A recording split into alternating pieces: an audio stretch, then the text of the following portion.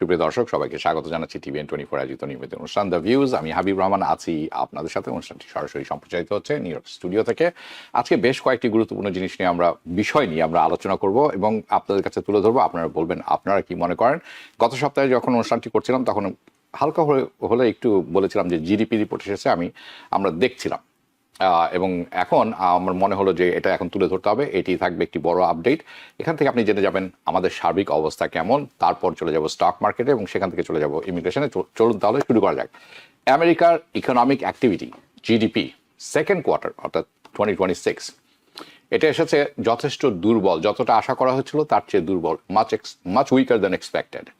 এবং রিপোর্ট বলছে, যেটি আপনারা অন স্ক্রিনে এখন দেখছেন, যে কনজিউমার আপনি ভোক্তা যারা আছেন, আমরা ভোক্তারা সাফার করছি এবং সম্ভবত it is probably not use to any more here, কারণ আমরা এটাতে অভ্যস্ত না। বাট আমি যেটিকে দেখাচ্ছি আপনাদের অন স্ক্রিনের রিপোর্ট, ইকোনমিক্স যারা আছেন, অর্থনীতিবিদ, তারা বলেছিলেন যে জিডিপি গ্রোথ প্রবৃদ্ধির হার হবে 1.8%। ওকে, 1.28%, কেউ বলেছিলেন 2%। অ্যাকচুয়ালি এটিও কিন্তু যথেষ্ট নিম্নগামী, অর্থাৎ যেটি 2 উপরে হয়ে থাকে, 2.3 হয়ে থাকে শতাংশের হিসাবে, এটিও যথেষ্ট লো ফিগার। বাট রেজাল্ট এসেছে যেটা তার চেয়েও লো। এই লো এক্সপেকটেশনের উপরেও লো রেজাল্ট এসেছে, সেটি হচ্ছে 1.5%, 1.5%, and that is not good. কেন সেটি কিছুক্ষণের মধ্যে আজকের এই সেকশনে, এই প্রোগ্রামের এই অংশে লেটস কভার আইটেমস। বেশ কয়েকটা আইটেমস আছে, আমি তুলে ধরবো আপনাদেরকে এবং এই আলোচনায় এটি খুবই প্রযোজ্য। Why did GDP slow down? কেন জিডিপির প্রবৃদ্ধির হার স্লো হয়ে গেল, মন্থর হয়ে গেল? Should we be concern? And আমরা যারা আছি আমেরিকাতে, আমেরিকানস, এবং এটির প্রভাব বিশ্বব্যাপীও পড়বে। ক্যান আমেরিকানস কনজিউমার, ভোক্তারা, আপনি, আমরা কি অর্থনীতিকে, আমেরিকার অর্থনীতিকে ক্যারি করে নিয়ে যেতে পারবো কিনা? কেন এই কথা বলছি কিছুক্ষণের মধ্যে জেনে যাবেন। বাট বিফোর এই প্রশ্নের উত্তর দেওয়ার আগে আমি কয়েকটি জিনিস ক্লিয়ার করতে চাই। কারণ হচ্ছে অনেকেই আছেন, অনেক মানুষ আছেন, তারা কনফিউজ বাই দিস। তারা এই জিনিসটি, এই অংশটি নিয়ে কনফিউজ থাকেন।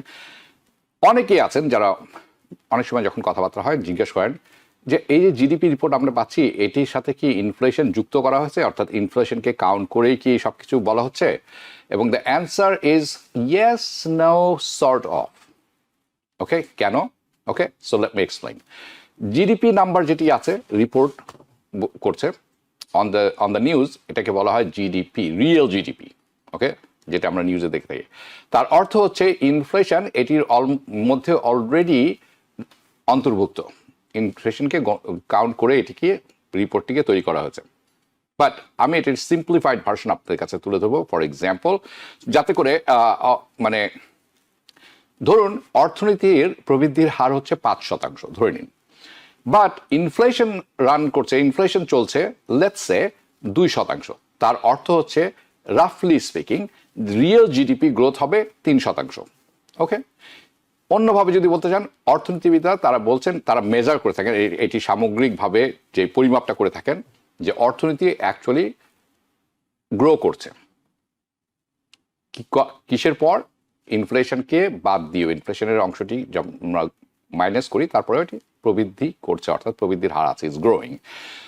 সো যখন আপনি শুনবেন যে জিডিপির প্রবৃদ্ধির হার হলো 1.5%, আপনি ধরে নেবেন যে এটি ইনফ্লেশনের সাথে অ্যাডজাস্ট করে, এটা ইনফ্লেশন অ্যাডজাস্টেড নাম্বার। বাট কারণ হচ্ছে, the reason why I am saying this is sort of. আমি তাহলে কেন বলছি yes, no, very good and sort of, right? It's কারণ হচ্ছে এটি আমার ব্যক্তিগত, my personal and professional opinion. Okay, এবং আমার বিশ্বাস যে এই যে এক্সপ্লেনেশনটা আমি যেটি এক্সপ্লেন করলাম থরলি, এটি আরও কয়েকবার আমি যেটি এখন বলবো, আমার অন্যান্য প্রোগ্রামে, প্রিভিয়াস প্রোগ্রামস, আমি দ্য ভিউজ অনুষ্ঠানে আমি বলেছি যে কেন আমি বিশ্বাস করি যে দ্য গভর্নমেন্ট যে রিপোর্টগুলি দিচ্ছেন, দে আর আন্ডার রিপোর্টিং ইট, অর্থাৎ যে রিপোর্টগুলি করছেন এটি সঠিক নয়। The government is underreporting the true rate of inflation. ইনফ্লেশনের কথা বলছি, যে ইনফ্লেশনটি আছে আমাদেরকে বলা হচ্ছে 2%, 3%, 4%, আসলে ইনফ্লেশনের রিয়েল হার 6%, 7%, 8% হলেও আমি অবাক হব না, কারণ আপনি জানেন আপনি যখন বাজারে যাচ্ছেন তখন আপনি জানেন যে জিনিসটি ক্রয় করতেন $2, এখন সেটি $4, $5. So there is no way the inflation is 2%. Okay, now let's answer this question. Okay, why did GDP slow down? কেন GDP প্রবৃদ্ধির হার স্লো হয়ে গেল, মন্থর হয়ে গেল second quarter 2026? So we are talking about April, May, June, 1.5%. আপনি যদি headline দেখেন, just read the headline, আপনি মনে করে নেবেন বা ধরে নেবেন যে ভোক্তা যারা আছে তাদের যে খরচ আছে, এটা আমরা যেই এক্সপেন্সটা করে থাকি, ব্যয় করে থাকি যে কোনো জিনিস সেবা অথবা পণ্য দ্রব্যের জন্য, আমরা হয়তো দ্য কনজিউমার স্পেন্ডিং উইকেন্ড দুর্বল হয়ে এসেছে, আমরা কম খরচ করছি, কম আমাদের হাত টেনে ধরেছি, রাইট? আফটার অল, আপনি কেন এই কথাটি বলছি? তার কারণ হচ্ছে কনজিউমার, ভোক্তা, আমি আপনি, আমরা সবাই কিন্তু ক্রয় করছি। এই যে ভোক্তা আছে আমেরিকাতে, এইটি রাফলি ইউএস ইকোনমির 2/3, ধরে নেবেন 70%। অ্যান্ড ইফ দ্য কনজিউমার, আপনি আমি যদি আমাদের ব্যয় কমিয়ে দেয় অথবা স্লো মন্থর করে নিয়ে আসি, দ্য জিডিপি ইউজুয়ালি একেবারে স্লো হতে বাধ্য, কারণ জিডিপির 2/3 আসছে আপনার আমার ব্যয়ের উপর।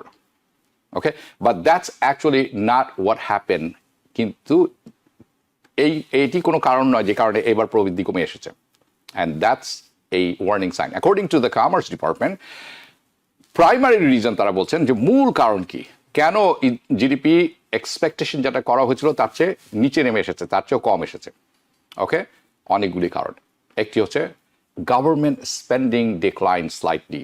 আপনারা জানেন সরকার প্রচুর খরচ করে থাকে, সেই খরচ ব্যয় তারা ব্যাপকভাবে কমিয়ে নিয়ে এসেছেন।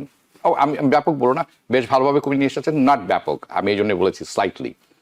বিজনেস যারা আছে, বিভিন্ন প্রতিষ্ঠান, বাণিজ্যিক প্রতিষ্ঠান যেটা আছে, তাদের ইনভেন্টরি কমিয়ে নিয়ে এসেছেন তারা। যখন ইনভেন্টরি কমাবেন, আসছি সেই প্রসঙ্গে, অ্যান্ড দ্য ইন্টারন্যাশনাল ট্রেড একটা ড্র্যাগ হয়ে দাঁড়াচ্ছে অর্থনীতি, কারণ আপনারা জানেন tariff, not tariff, yes, no, very good kind of সিচুয়েশনে এই যে সিচুয়েশন তৈরি হয়েছে, এই ট্রেড সবকিছু ড্র্যাগ করে অর্থনীতির যে গ্রোথটাকে আছে এটাকে পিছনে টেনে ধরেছে। So we are going to start with international trade. আমরা শুরু করবো ইন্টারন্যাশনাল ট্রেড থেকে। তার কারণ হচ্ছে আমি মনে করি এটি হচ্ছে one of the most misunderstood part of the GDP.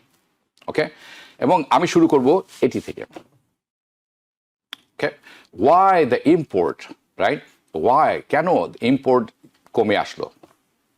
Why do imports, এবং কমে আসলো ভালো কথা, সেটি হতেই পারে, কিন্তু ইম্পোর্ট কমে আসায় জিডিপি কেন কমলো? সো আমি মনে করবো আমি মনে করি it's one of the good question, great question. GDP measure, GDP যেভাবে গণনা করা হয়ে থাকে, পরিমাপ করা হয়ে থাকে, তার মধ্যে থাকে দুটো জিনিস, গুডস অ্যান্ড সার্ভিসেস। অর্থাৎ যে কোনো পণ্যদ্রব্য তৈরি করা হয়, বিপণন করা হয়, এবং যে কোনো সার্ভিস, অর্থাৎ আপনি যখন চুল কাটতে যান, নখ কাটতে যান, লন্ড্রিতে যান, this are service. Okay, so all the goods, সমষ্টিগতভাবে যত পণ্যদ্রব্য এবং সার্ভিস, সেবামূলক খাতের সমষ্টিগত জিনিস হচ্ছে জিডিপি, কিন্তু সেটি আমেরিকার মধ্যে হতে হবে, ভিতরে হতে হবে, inside the United States of America, right? And I want to give you an example, যেটি আপনারা এখন দেখছেন। সাপোজ আপনি একটা ল্যাপটপ ক্রয় করেছেন, এই ল্যাপটপটি আসলে তৈরি করা হয়েছে অন্য একটি দেশে, আপনি কিন্তু ক্রয় করেছেন এখানে। ওকে, অ্যাবসলিউটলি কি it's absolutely going to count your consumer spending? আপনার কি এই যে আপনি যে খরচটি করলেন এটা কি ধরা হবে এটির ভিতরে, জিডিপির ভিতরে?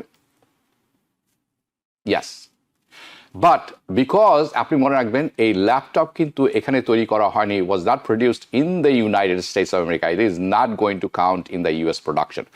এটি আপনি খরচ করেছেন, সেটি ঠিক আছে, কিন্তু যেহেতু প্রোডাকশনটি এখানে হয়নি, এটিকে জিডিপির মধ্যে গণনা করা হবে না, it's not going to be counted as a US production. Therefore import যখন কমে আসে, রাইট, ইম্পোর্ট কমে আসে না, ইম্পোর্ট যখন গণনা করা হয় তখন এটি আসলে মাইনাস করা হয় জিডিপি থেকে।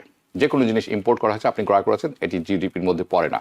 So that's simply how calculation works. Now here is where actually the GDP report খুব ইন্টারেস্টিং হয়ে দাঁড়ায়। Normally if there is a higher import, যখন অনেক বেশি আমদানি করা হয় দেশের বাইরে থেকে, বিভিন্ন জায়গা থেকে, এটা হয়তো আমাদের একটা সিগন্যাল দেয়। ইট মাইট সাজেস্ট যে আমেরিকানস যারা আছেন তারা বাইং মোর ফরেন মেড কনজিউমার প্রোডাক্ট, বাইরে থেকে অনেক বেশি ইম্পোর্ট করছেন, বাইরের দেশের তৈরি করা সামগ্রী এখানকার ভোক্তারা ক্রয় করছেন। বাট অর্থনীতিবিদ যারা আছেন তারা বলছেন that wasn't the case this quarter, এই কোয়ার্টারে কিন্তু সেই রকম ঘটেনি। Instead it was the businesses. So কি হচ্ছে এখানে, what is going on, and is that many businesses drastically increase purchases, or সেই এই পরিমাণ বিজনেসরা হঠাৎ করে ক্রয় করা বাড়িয়ে দিলে কেন, ইম্পোর্ট করা বাড়িয়ে দিল কেন? তার কারণ হচ্ছে they purchase AI chips, semiconductors, servers, networking equipments, and just basically any technology supply তাদের প্রয়োজন। আপনি স্টক মার্কেটের দিকে তাকালে বুঝে যাবেন, আমি যখন কিছুক্ষণ পরে বলবো আরও পরিষ্কার হবে। So build out the infrastructure, probably এটি কোনো এখন এটি শোনার পর আপনি এখন আর সারপ্রাইজ নাই, মানুষ কেন ইম্পোর্ট করছে কম এবং বিজনেসরা ইম্পোর্ট করছে কেন বাড়িয়ে দিল, এই বাড়িয়ে দেওয়ার কারণটা কোথায় এখন বুঝতে পারছেন। So why don't you think about all those companies, আপনি যদি এই কোম্পানিগুলো চিন্তা করেন, দেখেন, আপনি দেখবেন তারা ইনভেস্ট করে যাচ্ছে মানে এআই এর পিছনে। They have been investing billions of dollars into AI, and I'm sure আপনারা এটা সবাই ভালো করে জানেন, আমার চেয়েও ভালো করে জানেন। Microsoft, Amazon, Google, Meta, Oracle, etc. So they are building, তারা কি করছেন, ম্যাসিভ ডাটা সেন্টার বানাচ্ছেন, এবং ডাটা সেন্টার বানাতে they are building servers, they are building AI chips, they are making many of these components. অনেক যে কম্পোনেন্টগুলি আছে এগুলা ম্যানুফ্যাকচার করা হয়ে থাকে, তৈরি করা হয়ে থাকে দেশের বাইরে, overseas, such as China, such as South Korea, such as Taiwan, okay, Japan, just to name few, right? So mathematically যদি আপনি দেখেন, মানে অঙ্কের হিসাবে যদি দেখেন, এই যে ইম্পোর্টটি আছে, those imports reduces GDP, এই যে আনা হয়েছে এটি কিন্তু জিডিপির প্রবৃদ্ধির হার কমিয়ে দেয়। But the thing is that অর্থনৈতিকভাবে, that is economically they represent businesses that are investing into future growth. এই যে বিজনেসরা এগুলা ইম্পোর্ট করছেন এগুলা কিন্তু ভবিষ্যতের প্রবৃদ্ধি বাড়াবে। সো আই থিঙ্ক, আমার মনে হচ্ছে there's a very important distinction, খুব একটা দুইটার মধ্যে একটা পার্থক্য আছে, এবং আমি এটা পয়েন্ট আউট করতে চাচ্ছি যে বিজনেস তারা যে আছেন তারা কিন্তু they aren't necessarily pulling back, তারা কিন্তু কোনো রকম থামছেন না। বিজনেসেস, বড় বিজনেস যে কয়েকটি নাম বললাম এর সাথে আরও কিছু যোগ করে নেবেন, ইন মেনি কেসেস তারা আসলে তাদের এক্সপ্যান্ড করছেন না, বাড়াচ্ছেন তাদের কর্মযজ্ঞ যেটি বলুন না কেন আপনি। But that's the thing, the thing is that of course যে তারা কিন্তু they call it, তারা বলেন, অনেকেই বলে থাকেন it fell apart, এটি কিন্তু খুব কাজে আসছে না, it could slow down and it could stop, and that's the situation as we are now. এই যে ইম্পোর্ট বেড়ে গেছে, প্রবৃদ্ধি হবে ভবিষ্যতে, যার ফলে অনেক কিছু কিন্তু ঠিক মতো চলছে না, স্লো ডাউন হয়ে গেছে, এবং এটি এই স্লো ডাউনটা থেমেও যেতে পারে। অ্যান্ড এই সিচুয়েশনে আমরা আছি এখন। অ্যানাদার ফ্যাক্টর হচ্ছে তার কি, যেটা কি যার কারণে জিডিপির প্রবৃদ্ধির হার কমে আসে, সেটা হচ্ছে গভর্নমেন্ট, সরকার, ইউএস গভর্নমেন্ট তাদের ব্যয় কমিয়ে নিয়ে এসেছেন। আপনারা মনে করবেন না যে সরকার তো বলেছিল ব্যয় কমাবে, তারা খুব ধৈর্যশীল লোক, তারা দায়িত্ববান লোক। Federal government spending modestly declined for this quarter, and trust me, not due to fiscal discipline, এমন না যে তারা বলেছিলেন যে রাজস্ব ডিসিপ্লিন আমাদের করতে হবে, সরকারি ক্ষমতা, no, not that reason. এবং আমার মনে হয় আপনারা এটি জানেন কোথায় তারা খরচ করেছেন, মনে হয় না আপনারা জানেন, আমি শিওর। ওকে, মেনি ডিপার্টমেন্ট যারা আছেন গভর্নমেন্টে তাদের কিন্তু অর্থ কমিয়ে দেওয়া হয়েছে, এবং তারা they ran out of money, so কোনো অ্যাক্টিভিটি নাই। দে হ্যাভ বেসিকলি জাস্ট যেই সেভিংসটি তাদের ছিল, stretching those last dollars.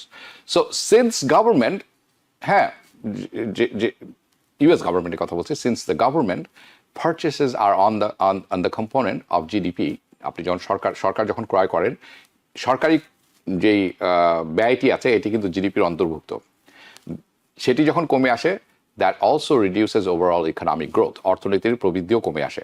And then আপনার আছে বিজনেস, তারাও কিন্তু তাদের ইনভেন্টরি কমিয়ে নিয়ে এসেছেন। ইনভেন্টরি কমলে কি হবে, আপনি কি বিক্রয় করবেন, service or components or product, right? কিন্তু আপনি যদি ইনভেন্টরি না থাকে আপনি কি বিক্রি করবেন?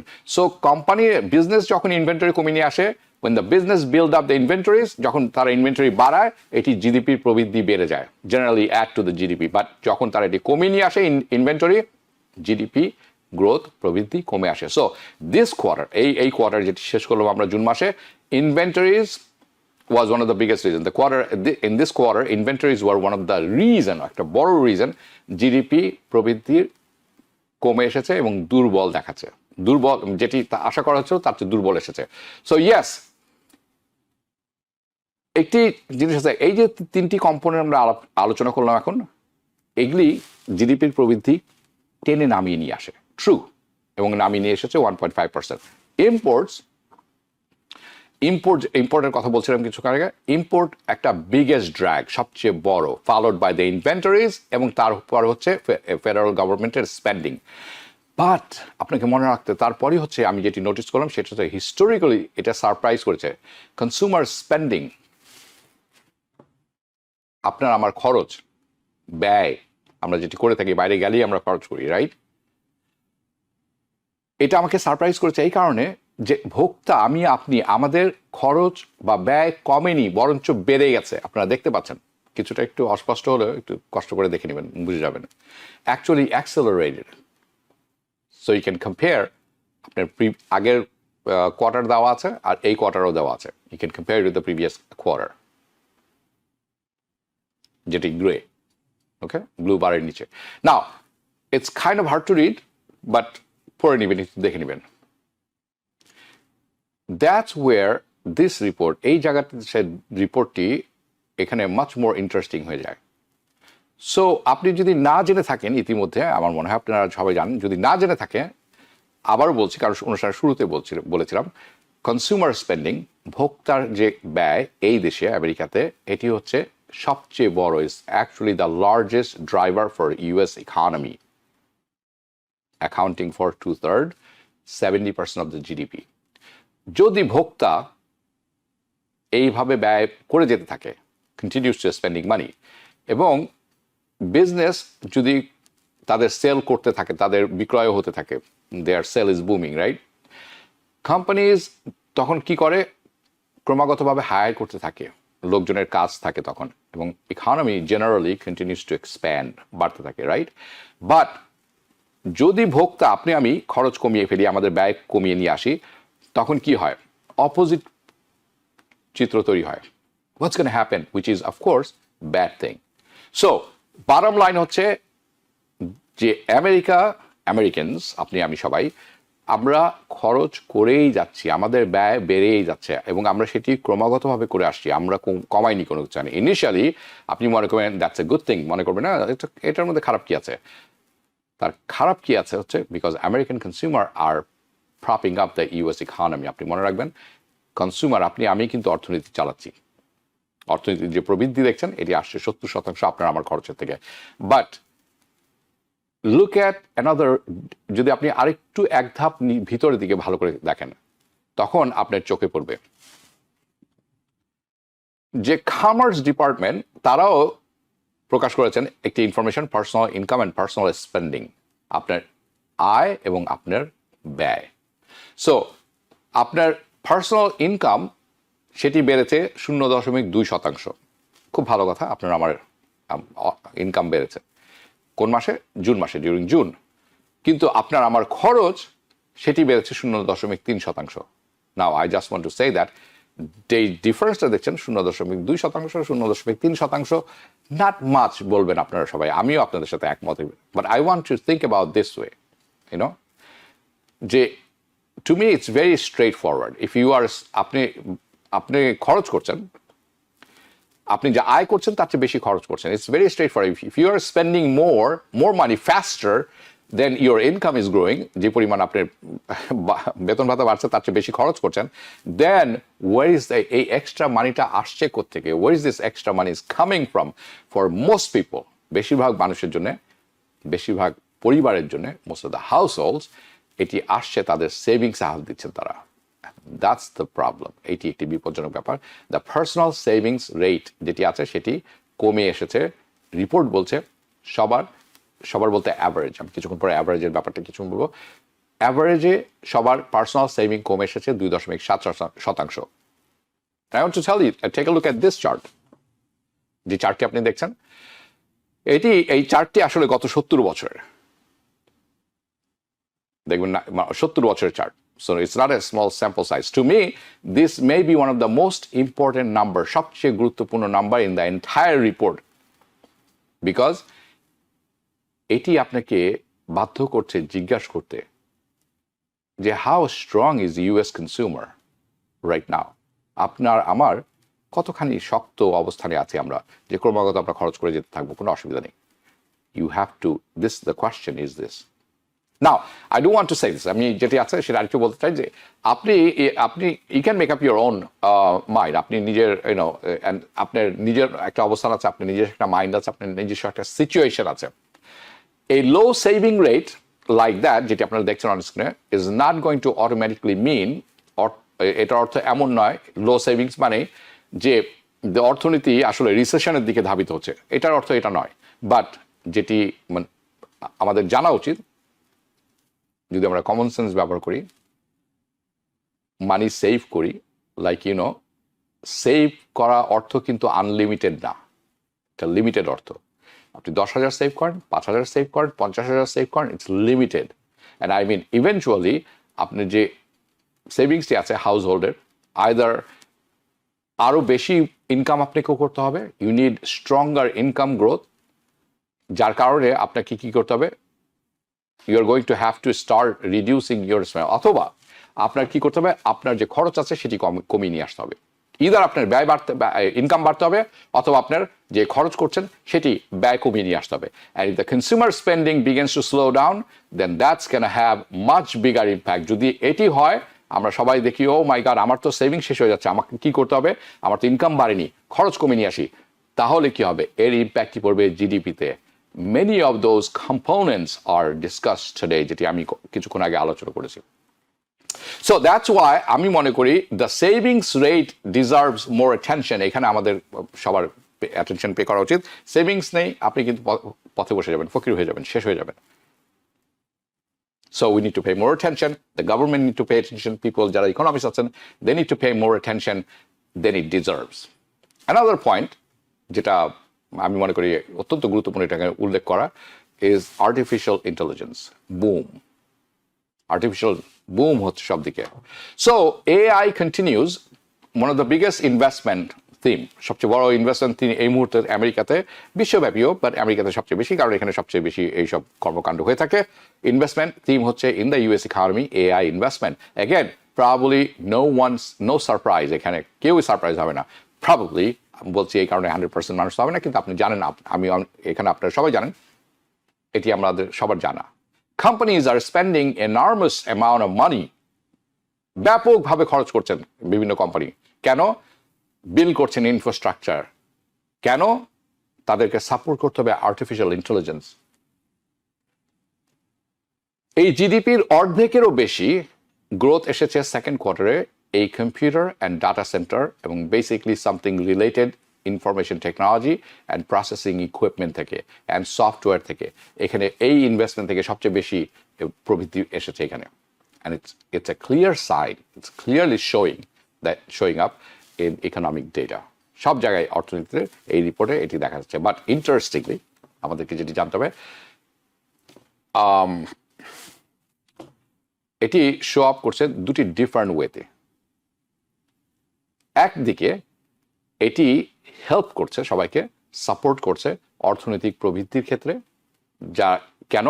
Through higher business investment. Business investment হলে অর্থনৈতিক প্রবৃদ্ধি বাড়ে, সেটি আপনারা সবাই জানেন। As you can see right there, on the other hand, because because lots of equipments that's AI and imported, it is also কি করছে জিডিপির উপর একটি ক্যালকুলেশনের প্রভাব বিস্তার করছে। কারণ যেটি কিছুক্ষণ আগে বললাম, that important to look beyond this headline, যেটি আচ্ছা আমি এখানে আসি, কারণ এই ইম্পোর্টের একটি অংশ জিডিপিতে গণনা করা হবে না, কারণ ওই কম্পোনেন্টগুলো এখানে তৈরি করা হয়নি। নাও I want two also say this, why it is important to look beyond this headline, এই নাম্বার, এই যে নাম্বারটি আমরা পেয়েছি 1.5%, অনেকেই শঙ্কিত হবেন, অনেক কিছু মনে করবেন, কিন্তু আমাদেরকে আসলে এটা ছাপিয়ে আরো ভিতরে দেখতে হবে। Because sometimes yes the headline আপনাকে বলছে কি হয়েছে, বাট আপনাকে আসলে you have to dig deep, আপনাকে ভিতরের দিকে দেখতে হবে যাতে আপনি এইটি বুঝতে পারেন। এটি আমাদের কাজ, আমরা অ্যানালিসিস করি, আপনাদের কাছে তুলে ধরি, and dig deep into the report so that we understand কেন এটি হলো, এর প্রভাব কোথায় পড়তে যাচ্ছে। Now, does this GDP report change, এই যে জিডিপি রিপোর্ট বের হলো, এটি কি কোনো আমার মতামতের কোনো পরিবর্তন করবে ইউএস অর্থনীতির ব্যাপারে, বা আপনার কি মতামত পরিবর্তন হবে? মাই রেসপন্স হবে এরকম, নো, ড্রামাটিক্যালি আমার মতামতের পরিবর্তন হবে না, কারণ আমরা জানি ইউএস অর্থনীতি, আমেরিকার অর্থনীতি দুর্বল হয়ে আসছে। So not drastically, because if anything, যদি কোনো কিছু হয়ে থাকে, এটি আসলে আমি যেটি বলে আসছি সেটি আসলে প্রমাণ করছে। It's reinforcing what I have been discussing in this program গত কয়েক মাস যাবত, যে অর্থনৈতিক প্রবৃদ্ধি যেটি আছে, এটি it's occurring in a very uneven way, হচ্ছে on the top, on the bottom I don't see anything, and যে আমরা যে আছি ভোক্তা, কনজিউমার স্পেন্ডিং, ইয়েস, এটি কিন্তু এখন পর্যন্ত রেজিলিয়েন্ট আছে, আমাদের এখন পর্যন্ত সামর্থ্য আছে, আমরা খরচ করে যাচ্ছি, এটি আমরা কমাইনি, but at the cost of what? At the cost of that situation, the majority American যারা আছেন তারা কিন্তু কোথা থেকে at what cost, আমরা সবাই কম বেশি, আমি হয়তো আপনার কথা জানি না, আমার কথা বলছি না আমি ব্যক্তিগতভাবে, বাট ইন জেনারেলি একটা বড় অংশ আমেরিকান যারা বাস করছেন এখানে, তারা এটি খরচ করছেন কোথা থেকে? সেভিংসে হাত দিচ্ছেন, and that's not a good sign. So that's the GDP. চলুন এবার চলে যায় স্টক মার্কেটে, এবং স্টক মার্কেট আজকের যে অংশটা আছে এটি আমি ভিন্নভাবে উপস্থাপন করব। যারা ইনভেস্টর আছেন তাদের জন্য এই অংশটি হবে গোল্ড, যারা ইনভেস্টর আছেন, লং টার্ম ইনভেস্টর, যারা সুইং ট্রেডার আছেন তাদের জন্য ভালো হবে, যারা শিখছেন বা যারা বোঝার চেষ্টা করছেন তাদের জন্য একটি অপরচুনিটি অপেক্ষা করছে। চলুন শুরু করি, কারণ আমি আপনাদের কাছে তথ্য তুলে ধরবো মিড টার্ম ইলেকশন কি হয়, তার পরের বছর কি হয়, এবং ইলেকশন যখন জেনারেল ইলেকশন হয় প্রেসিডেন্সিয়াল তখন কি হয়, এবং আপনি কিভাবে এটি সুযোগ নিতে পারেন, ইতিহাস কি বলছে। সো মিড টার্ম ইলেকশনস নভেম্বরের 3 তারিখে হবে এই বছর। অনেকেই আছেন আলোচনা করছেন, এবং আমার সাথে অনেকে আলোচনা হয়েছে যে মিড টার্ম ইলেকশনে স্টক মার্কেট কেমন করে, পারফরমেন্সটা কেমন থাকে। সো এই সেকশন, প্রোগ্রামের এই সেকশনে আমরা রিভিউ করবো স্টক মার্কেট কি করে, কেমন বিহেভ করে leading up to the mid term পর্যন্ত এবং মিড টার্মের ঠিক পরে। ওকে, সো আপনাদের সময় নষ্ট না করে চলুন আমরা পরিসংখ্যানে চলে যাই, যেটি আপনারা দেখছেন।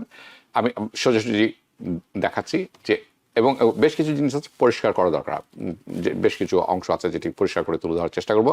আমরা ক্লারিফাই ফিউ ডিটেলস অ্যান্ড এই সমস্ত জিনিসগুলো অত্যন্ত গুরুত্বপূর্ণ। সো আপনাদের জানতে হবে, আমাদের জানতে হবে যে I want you to know that how the stock market perform করে একটা গিভেন ইয়ারে। ওকে, 4 ইয়ার পিরিয়ডের কথা বলছি, উইথিন 4 ইয়ার, 4 বছর একটা যে টাইম ফ্রেম আছে, এই স্টক মার্কেট বেসড অন ইলেকশনের যে 4 বছর সাইকেল আছে, স্টক মার্কেটের বিহেভিয়ারটা কেমন থাকে। So let's take a look, যেটি এখন দেখছেন। লাস্ট প্রেসিডেন্সিয়াল ইলেকশন হয়েছিল 2024 সালে, অতএব 2025 সালে হচ্ছে পোস্ট ইলেকশন। 2024 সালে ইলেকশন হয়েছিল, ইলেকশনের পরবর্তী বছর হলো পোস্ট ইলেকশন ইয়ার, অ্যান্ড আমরা এই মুহূর্তে 2026 সালে আছি। ওকে, মিড টার্ম ইয়ারে, this year it's a mid term election year, which যেটি অনুষ্ঠিত হতে যাচ্ছে নভেম্বরের 3 তারিখে 2026 সালে, এবং আগামী বছর 2027 সালে ইটস আ প্রি ইলেকশন ইয়ার, অর্থাৎ প্রেসিডেন্সিয়াল ইলেকশনের আগের বছর। বিকজ দ্য প্রেসিডেন্সিয়াল ইলেকশন যেটি হবে সেটি হবে নভেম্বরের 7 তারিখ 2028 সাল। ইয়েস, আমি ক্যালেন্ডার দেখে কথা বলছি। You get the point. Now,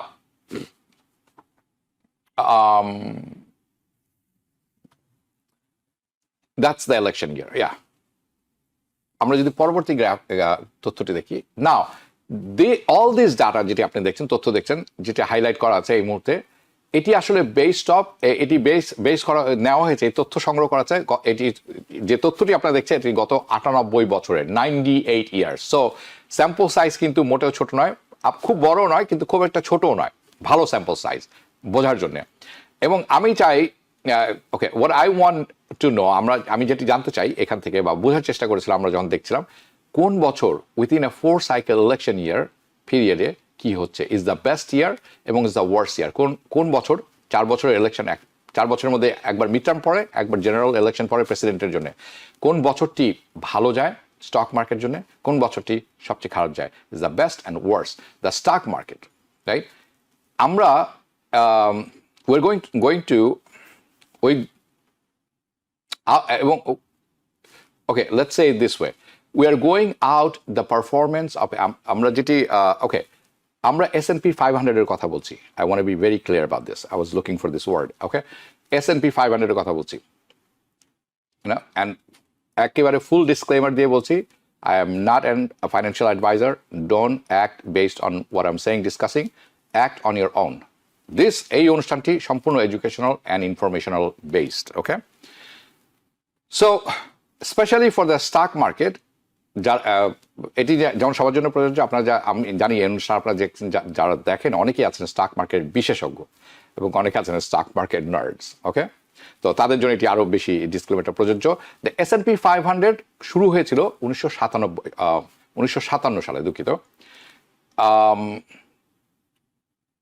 so for the prior, তার আগের বছর, তার আগে 57 আগে তো এটি ছিল না, আমরা ধরে নিব এটিকে বলা হতো 90 ইন্ডেক্স।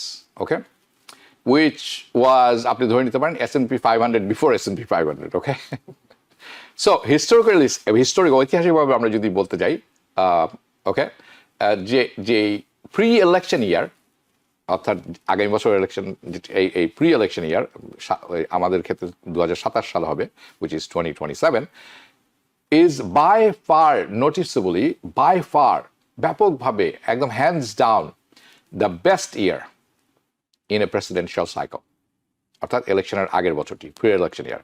অ্যাটলিস্ট গত 98 বছরের তথ্য পরিসংখ্যান তাই বলছে। অ্যাভারেজ রিটার্ন আপনারা খেয়াল করে দেখুন, অ্যাভারেজ রিটার্ন হচ্ছে 17.8%, মিডিয়ান রিটার্ন হচ্ছে 22.5%, এবং S&P 500 উপরে ঊর্ধ্বগামী হবে, অর্থাৎ আরো উপরে যাবে। আপনারা এখন বলবেন যে অলরেডি ইজ ভেরি হাই, আরো কত উপরে যাবে?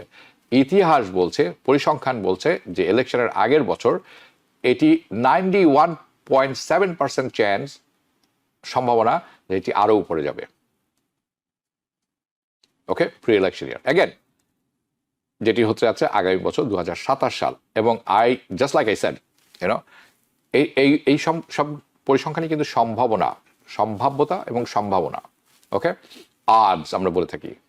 So if you want take a long shot, আপনি অনেকে বলতে পারেন হাবিব ভাই কি বলছেন আমি জানি না, পরিসংখ্যান কি বলছে, পরিসংখ্যানের উপর বিশ্বাস করা যাবে না। আপনি এটার বিরুদ্ধে ব্যাট করতে পারেন, তার সম্ভাবনা হচ্ছে 8.3%, অর্থাৎ you are going against the market. Okay, যে মার্কেট 2027 সালে ডাউন থাকবে। দেন ইয়েস, আপনি এটা মনে করতেই পারেন, ইটস ইয়োর ফ্রি উইল, এই সম্ভাবনাও আছে, কিন্তু সম্ভাবনা মাত্র 8%। Okay, so it's for your favour, যারা এটি মনে করেন না। Now I want to clarify আরেকটি জিনিস, আরেকটা ডিফারেন্স ক্লারিফাই করা উচিত, যেটি আমি কিছুক্ষণ আগে বলছিলাম অ্যাভারেজ অ্যান্ড মিডিয়ান। আমি অনুষ্ঠানের শুরুতেও বলেছিলাম যে এই অংশটি টাচ করবো, বিটুইন দ্য টু ডিফারেন্সেস, অর্থাৎ the average and the median. এইটি অত্যন্ত গুরুত্বপূর্ণ, এই দুটি অ্যাকচুয়ালি এই দুটির পার্থক্য বোঝাটা অত্যন্ত গুরুত্বপূর্ণ বিটুইন দ্য টু। কেন? সো অল উই নো যে অ্যাভারেজ, ওকে, কেন গুরুত্বপূর্ণ যাতে আমরা সবাই জানি অ্যাভারেজ কী জিনিস এবং মিডিয়ান কী জিনিস। আমরা সবাই জানে স্ট্রেট ফরওয়ার্ড একদম অ্যাভারেজটা কী জিনিস।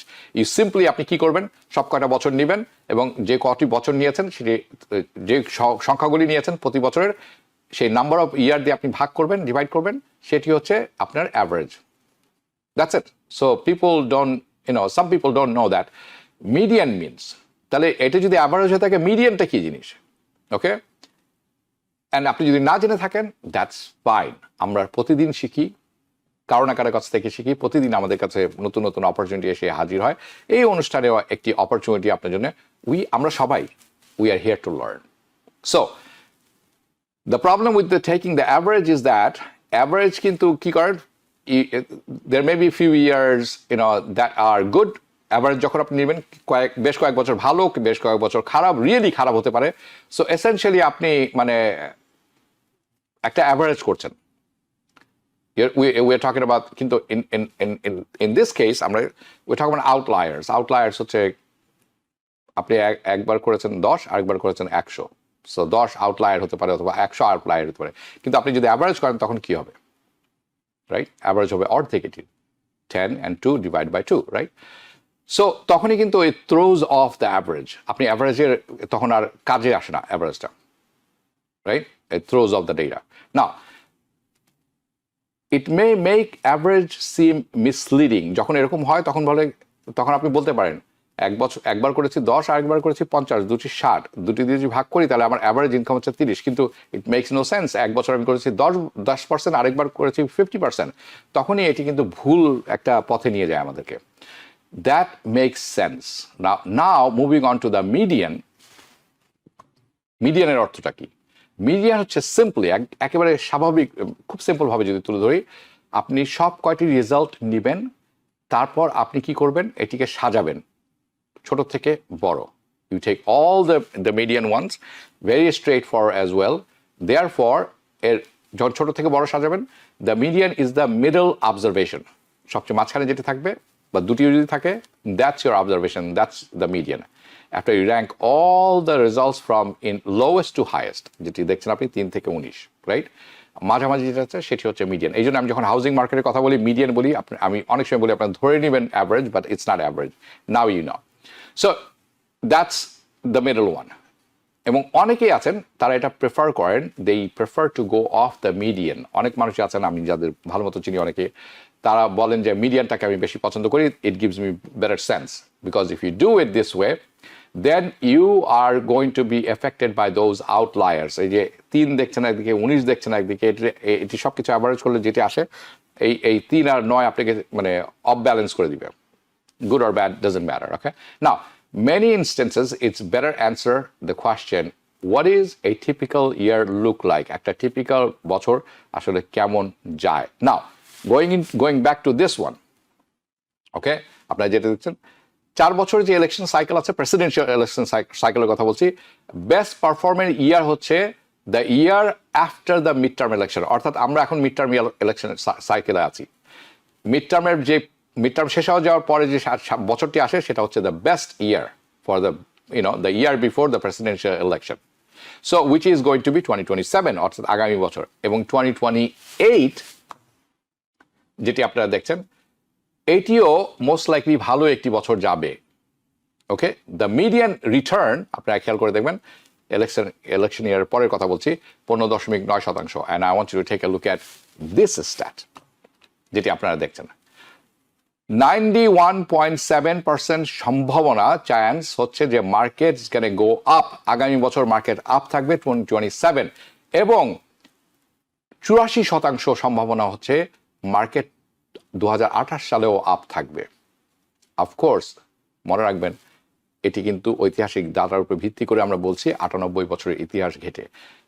It is not guaranteed, it is not guaranteed the market's going to go up 2027 and 2028. There is no guarantee, but we are just talking about probabilities based off historical data. But আমি আপনাদেরকে কিছু প্রসঙ্গ তুলে ধরবো এখন। I want to give you some context, okay? Now, চলুন আরেকটি জিনিস দেখে নিই আমরা। This, to show you, okay, if you look at this, এই যে টাইম ফ্রেমের কথা আমরা বলছিলাম, use the time, same time frame, 27-28-এর কথা বলছি এবং 98 বছরের ইতিহাস, ঐতিহাসিক ডাটা, হিস্টোরিক্যাল।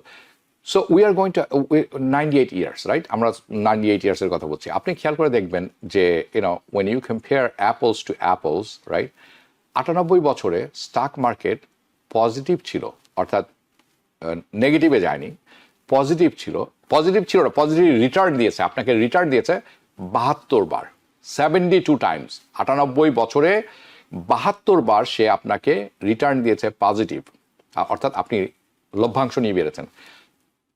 26 বার এটি আপনাকে নেগেটিভ ইয়ার ছিল, 26 বার। So that,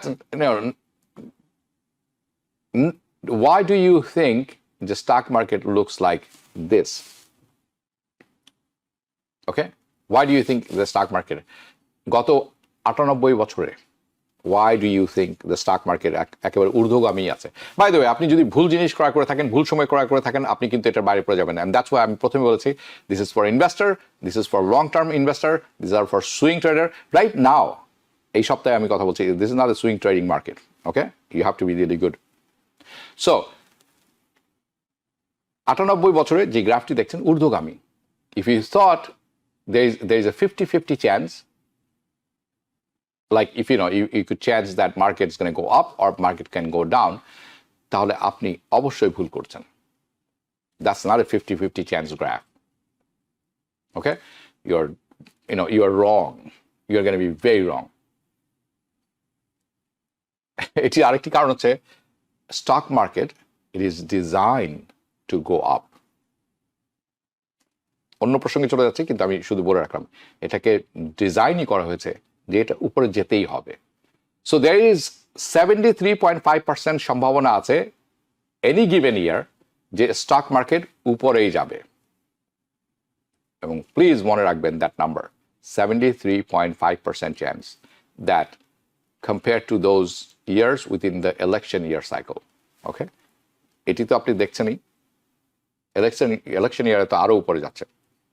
Okay, so as you can see this one, যে pre-election year, আমরা কিন্তু, আমি আগামী বছরের কথা বলছি, pre-election year 2027, okay? Pre-election year 2027 and 2028, এটির সম্ভাবনা আরো বেশি, has a higher chance of ending the year positive compared to average year. Average year হচ্ছে এই দুটি বছর, pre-election year and the post-election year, আরো উপরে থাকে। কেন? Because the odds a positive year for those years are greater. এই দুটি বছরের রিটার্নের সম্ভাবনা আপনার আরো বেশি, 73.5%. We are in midterm year. এই মুহূর্তে আমরা মিড টার্মে আছি, নভেম্বরের 3 তারিখে কিন্তু মিড টার্ম হবে, which is 2026, এই বছর। এবং ঐতিহাসিকভাবে যে তথ্য তুলে ধরছে আপনাদের কাছে, the worst performance year within presidential cycle, 4 বছরের যে প্রেসিডেন্সিয়াল সাইকেল থাকে, মিড টার্ম ইয়ারে আসলে স্টক মার্কেট ভালো করে না। অ্যাভারেজ রিটার্ন স্টক মার্কেটের হয়ে থাকে মিড টার্ম ইয়ারে 7.1% অনলি। বুঝতে পারছেন এবার? Which is worse than annual average, বাৎসরিক যে অ্যাভারেজ থাকে তার চেয়েও খারাপ। 7.1% মিড টার্ম ইয়ারে রিটার্ন থাকে। কাজে আপনি যদি খুব ভালো না করছেন এই বছর বা এখনো, ডোন্ট বি ওয়ারিড। এবং মিডিয়ান রিটার্ন, যদি আপনি মিডিয়ান রিটার্ন দেখেন, only 5%. There is a 58.3% chance the market end up positive for the year. অর্থাৎ এই বছর যে নেগেটিভ শেষ হবে না, পজিটিভ শেষ হবে, তার সম্ভাবনাও, মিড টার্ম ইয়ারের কথা বলছি, 58% for the year এই বছর, which is অ্যাভারেজ ইয়ারের 73.5%। কিছুক্ষণ আগে বলেছিলাম, মনে রাখবেন নাম্বারটি, সেখান থেকে আপনি যদি হিসাব করে দেখেন তার চেয়ে অনেক কম। সো ঐতিহাসিকভাবে, হিস্টোরিক্যালি স্পিকিং, 2026 সাল আন্ডার পারফর্মিং ইয়ার এই বছর, অ্যান্ড দ্যাটস নট সারপ্রাইজ, এবং আমরা সেটি দেখছি এবার।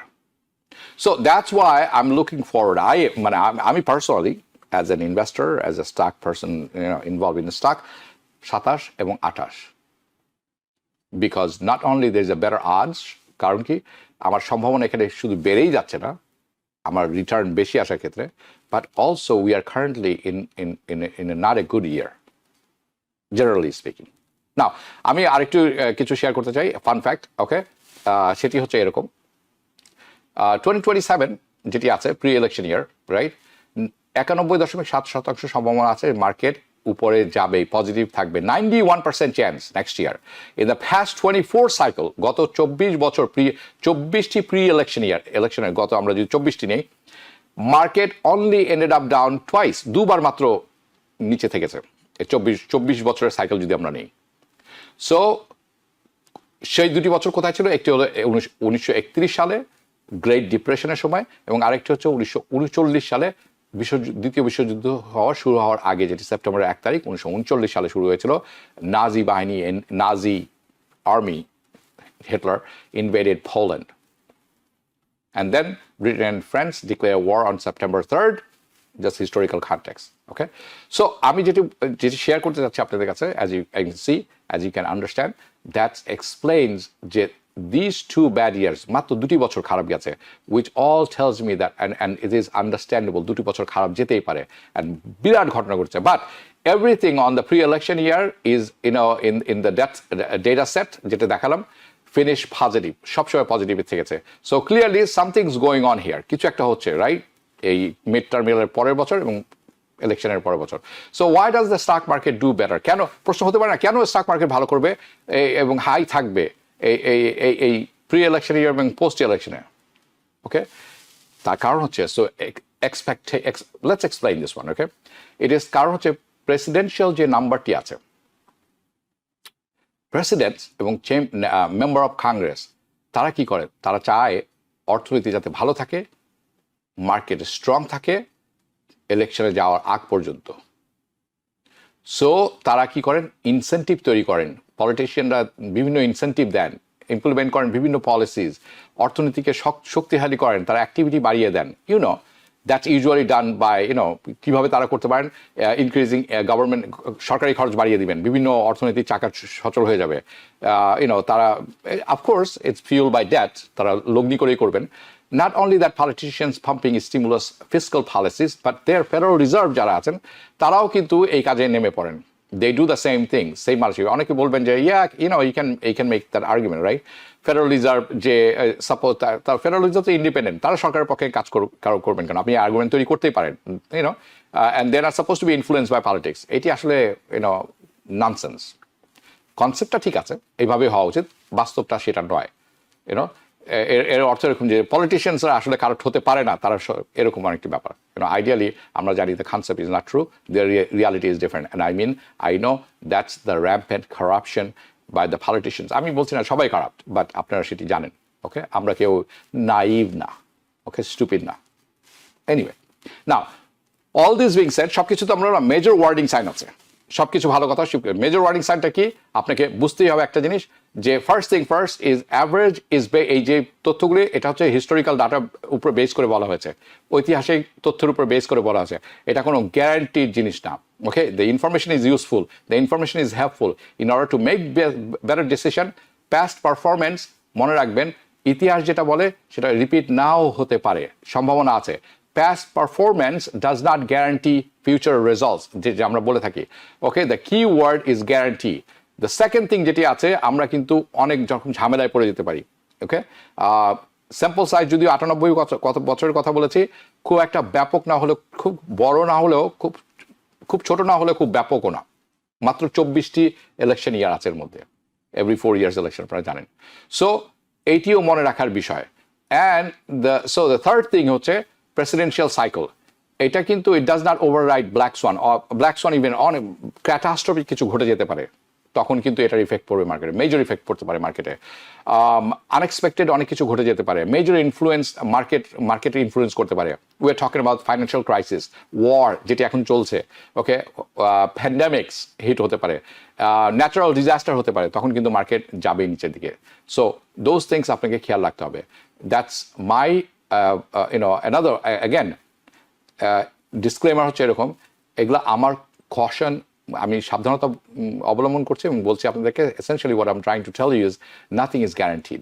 নাও ডাজ দ্যাট মিন এই এত তথ্য তুলে ধরলাম আপনাদের কাছে, এত ইনফরমেশন তুলে ধরলাম, এটা কি ইউজলেস? তার মানে আমার আর্গুমেন্ট হবে নো, এবং আমি এক্সপ্লেন করেছি এনি বাস্কেটবল প্লেয়ার, যদি আপনি একটা ভালো স্টেফেন কারির কথা চিন্তা করেন, আপনি স্টেফ কারি রাইট, তিনি যখন ফ্রি থ্রো করেন 91% সম্ভাবনা এটা স্কোর হবে, ইনি স্কোর করবেন, কিন্তু 9.9% সম্ভাবনা আছে তিনি মিসও করতে পারেন। That means he is very good but he still can miss. It's 91% but not 100%. Essentially what it means যে স্টক মার্কেটের সম্ভাবনা S&P 500 উপরে যাওয়ার সম্ভাবনা খুবই বেশি 2027. That's equivalent to Stephen Curry's মতো ঘটনা।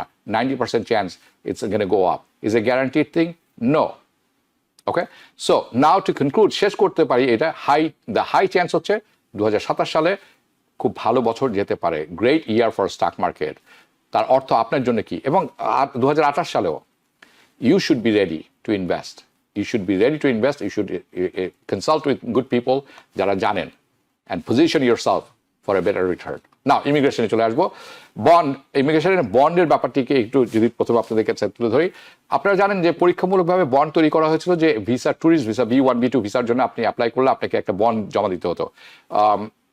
50টি দেশ ইনক্লুড করেছিলেন তারা, আনফর্চুনেটলি বাংলাদেশও এটির ভিতরে অন্তর্ভুক্ত। তো ছিল 5,000, 15,000, 10,000, 5,000, 10,000, 15,000, 20,000। এটিকে পরীক্ষামূলকভাবে তারা করেছিলেন, এখন তারা বলছেন এটিকে তারা পার্মানেন্ট করে দিবেন।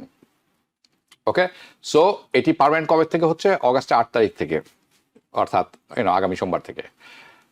সো আরেকটি জিনিস তারা করেছেন, হ্যাঁ, সরি, আমি একটু যদি বন্ডটা দেখতে পারি, ইয়াস, থ্যাংক ইউ। ওকে, নাও আরেকটি জিনিস তারা করেছেন যে সবচেয়ে লো রিকোয়ারমেন্ট যেটা ছিল 5,000, সেটি তারা সম্পূর্ণ উঠিয়ে দিয়েছেন, এটিকে তারা 20,000-এ নিয়ে আসছেন। ওকে, স্ট্রাকচারটাও তারা একটু চেঞ্জ করেছেন, স্ট্রাকচার তারা পাবলিশ করেছেন, এই রুল অফ চেঞ্জ, এটি যেটি 12 মাসের পরীক্ষা ছিল সেটি শেষ, এখন এটা পার্মানেন্ট হয়ে গেল। নাও এইটি আরেকটি ব্যাপার হচ্ছে এই কাদের জন্য এটি প্রযোজ্য। 50টি দেশের কথা বলেছি, যার মধ্যে বাংলাদেশও আছেন। এইটি ব্যাপারে এই 50টি দেশ তারা বলছেন যে এখান থেকে যখন লোকজন আসে তারা ওভারস্টে করে, অনেকেই ফেরত যায় না, এবং এটির আফ্রিকা, এশিয়া এবং বাংলাদেশ থেকে সবচেয়ে বেশি। এটি একটু পরে দেখবো আমরা। ওকে, নাও পারপাসটি কি, তারা বলছেন যে এই গত 12 মাসে যারা পাইলট রান করেছিলেন তারা, সেখান থেকে দেখা গেছে এই সমস্ত দেশ থেকে ট্যুরিস্ট ভিসা অ্যাপ্লাই কমে গেছে 83%। দ্যাট মিনস তারা বলছেন it is working for them. Okay, বন্ডটা তো নিবেন, বন্ডটা ফেরত পাবেন কখন? বন্ডটা ফেরত পাবেন যখন আপনার ভিসা এক্সপায়ার্ড হয়ে যাবে। যাদের ভিসা অলরেডি আছে তাদের ক্ষেত্রে কি হবে? তাদের ক্ষেত্রে কি কোনো পরিবর্তন নেই। আপনি যখন রিঅ্যাপ্লাই করবেন ভিসা একেবারে শেষ হয়ে যাওয়ার পরে, তখন আপনাকে আবার নতুন করে বন্ড দিতে হবে। এখন আপনি যদি ভিসা ভ্যালিড থাকে, আপনার কোনো বন্ড নেই। না, আরেকটি বড় ঘটনা ঘটেছে, সেটা হচ্ছে জাজ রুল করেছেন যে 75টি দেশের ভিসা পজ চলছে, থ্যাংক ইউ, এটি একজন ফেডারেল জাজ এটি আনলফুল অর্থাৎ বেআইনি ঘোষণা করেছেন। সো এ ফেডারেল ডিস্ট্রিক্ট জাজ এটা ডিক্লেয়ার করেছেন যে ট্রাম্প অ্যাডমিনিস্ট্রেশনের 75 কান্ট্রিজ ইমিগ্রেশন ভিসা যেটি আছে গ্রিন কার্ড ফ্রিজ, এটি অবৈধ। জুলাইয়ের 31 তারিখ, গত সপ্তাহে যখন আমি প্রোগ্রাম করছিলাম, তখন এই ইউএস ডিস্ট্রিক্ট কোর্ট জাজ অমিত মেহতা, ওকে, এটি District of Columbia by the way, rule করেছেন। এই কেসটির নাম হচ্ছে Demoro Gomez versus Rubio, state সেক্রেটারির কথা বলছি। দ্য ডিপার্টমেন্ট অফ স্টেট তারা যে ব্ল্যাঙ্কেট একেবারে মানে সব কিছু অন্তর্ভুক্ত করে পাবলিক চার্জ ঢুকিয়ে দিয়ে ডাইরেক্টিভ দিয়ে যে ফ্রিজ করেছেন ইমিগ্রেশন ভিসা প্রসেসিং যে 75টি দেশের, এটি তারা বলছেন, উনি জজ বলছেন এটা আসলে violation of immigration and nationality act INA। Okay, court এটির উপরে এটা ইনজাংশন দিয়েছে। বেশি খুশি হওয়া গেলে শুনে নেন, কারণ দিস ইজ ভেরি ইম্পর্টেন্ট এই পার্টটি।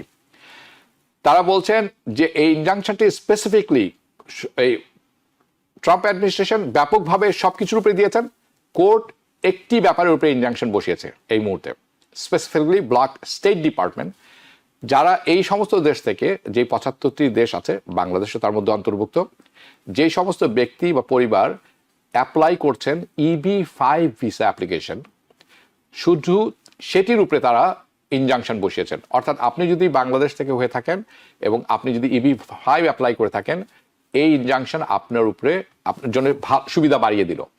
ওকে, সো তারা যেটি বলছেন, the application rather than using nation wide blanket vacatur through it serves a major legal blow, okay, to freeze. এখন এটির জন্য আপনার জন্য কি বার্তা দিতে পারে? আপনার জন্য বার্তা দিতে পারে এই পর্যন্ত কোনো রকম এই 75টি দেশের যে নিষেধাজ্ঞার কোনো রকম টু শব্দ হয়নি।